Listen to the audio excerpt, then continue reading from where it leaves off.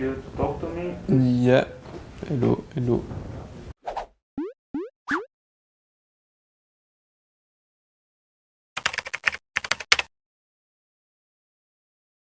Well, my journey back to ADC was pretty long. It took me 4 years to have another shot. I did many things between my first time in LCS in 2018 and my time now with G2. I went back to university for 1 year. I played also in Urals, and last year I had a really good year with K-Corp in the French league, and then after that year I had more interest in me in the IDC teams, and I just ultimately chose G2 for this year. How does it feel to be back with G2? For me, it's really an honor and a privilege, because the last time I was here, I was not in the greatest team, in the sense that it had different goals. This year with G2 we are here to win the split, to win MSI and even Worlds. And the last time we were here, the goal was to make playoff.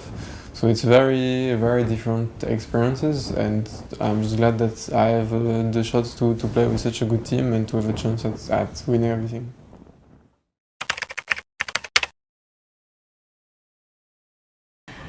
So how is the atmosphere at G2? It's really a good atmosphere, because everyone in the team is really friendly. It's actually one of the most nice person I've ever met in esports, because usually there's a lot of toxicity and negativity around, and everyone in the team right now is just very positive. Even when we're going through harder times, there's never any toxicity between us.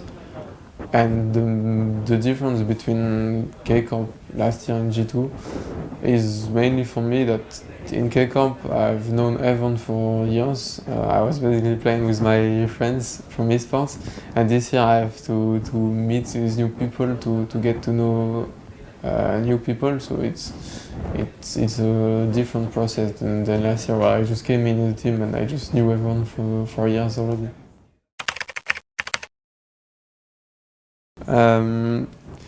So how are my teammates? I don't think my teammates are very different from how they act in front of camera. I think actually, like, probably the loudest would be Bibi and Flakked. They are just screaming the whole day, every day. And Yonko is actually more quiet. Only when we play the games on stage, and he just drinks a full coffee before, then I don't know, he gets so much energy before going on stage that he just perma shouting. But on the day-to-day basics, it's more Flakked and Broken that are just shouting the whole day.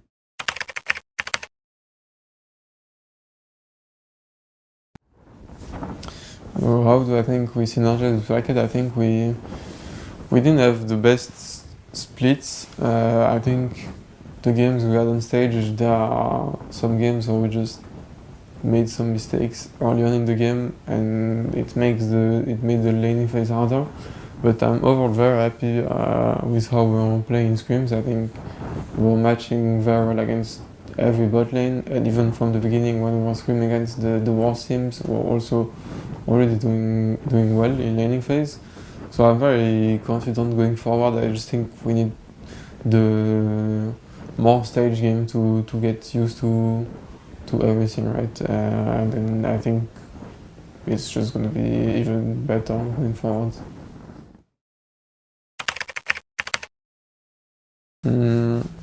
Any bot lane that impressed me this split, I think, of course, there's Upset Illisong. I've played against them before in scrims, and they're always very impressive in the way that they are just not scared to punish the mistakes, and they are very proactive in lane.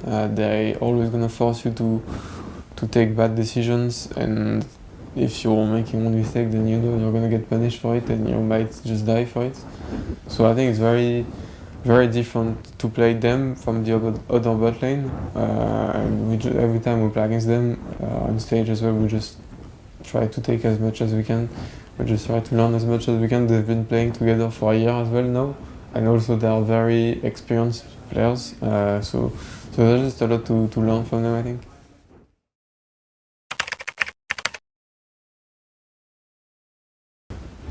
Uh, I don't think I've had any bot lane that's particularly impressive. I would say that I think Rogue bot lane have had a very good split individually. Like, I think they both played really good games, but I don't think they've been particularly impressive on the laning phase. Like, they've just had solid games. I think Trimby had a really good split. His roams were really good and he had some really good engage. But I don't think the laning phase they are particularly scary or anything.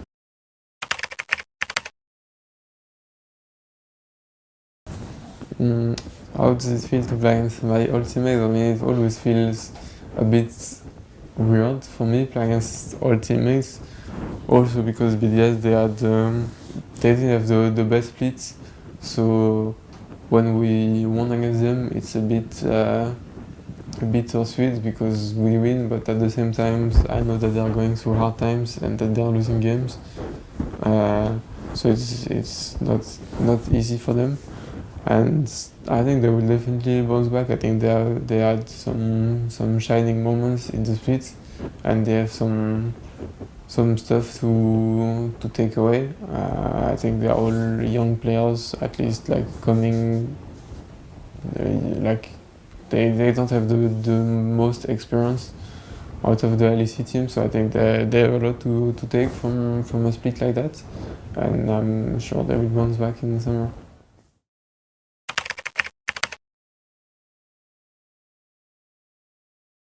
So the difference between top LFL teams and bottom LEC teams is not very huge. I would just say that I think one of the biggest differences is when you're a top LFL team, you're just used to winning. When you have a lead, then it gets easier to actually end the game because you're actually used to win, so you know how to end the game. While when you're a bottom LEC team, you're used to losing, so sometimes they have a harder time closing out the games or even creating leads. So I think it's hard to compare them because, as I said, one team is used to win a lot and the other team is used to lose a lot because they're playing against better teams. But I think the top ERL teams in general would have the capacity, if they are playing in the LEC environment, to perform. And it's just different environment.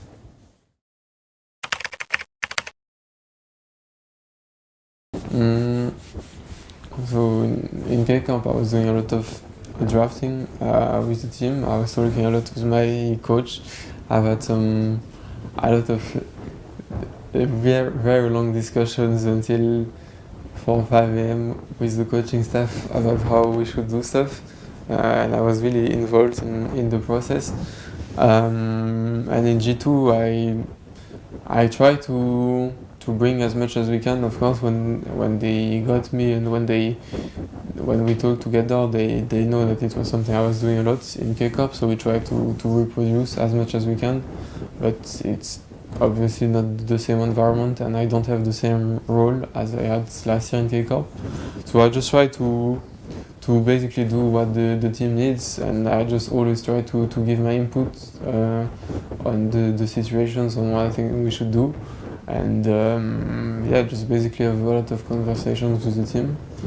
And even if I don't have the same role, even if I'm not doing as much as I was doing last year, I still try to do as much as I can to help the team and to make us better.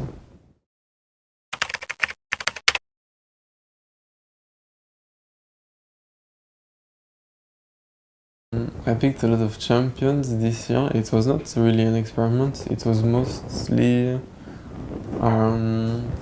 because we just believed at the time that it was the best thing to do. We actually were laughing a lot about it with the team, because there was a time in the middle of the season where I just said to the team that it was so stupid. Like, it was not even intended, and it was just so funny that every time I just end up playing a different champion, and that I just wanted to play the same one again, right? And then every time we would go on stage for a new game, and I would be in the situation where I actually need to pick a new champion because I believe that the best champion that I can pick on the moment is one that I didn't play yet. So I always end up playing a new one and a new one week after week. But then at some point the challenge ended because I had played too many champs that yeah, at some point it's just hard to repeat one.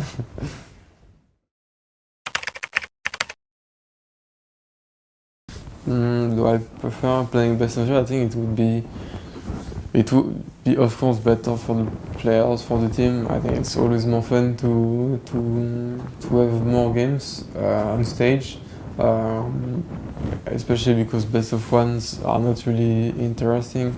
If you do a bad draft or if you get cheesed, then the game might just be over, and then you can't really fix it. All you can do is just wait for the day after, but you play a new team, so the adaptation is going to be different. So yeah, of course I would prefer to play best of 3. I think it's way more interesting for practice and just way more fun.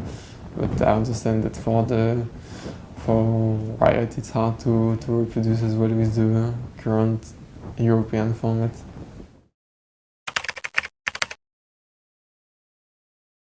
So what I think is the biggest issue for us, I think we just lacked a lot of discipline during the splits in the best of ones.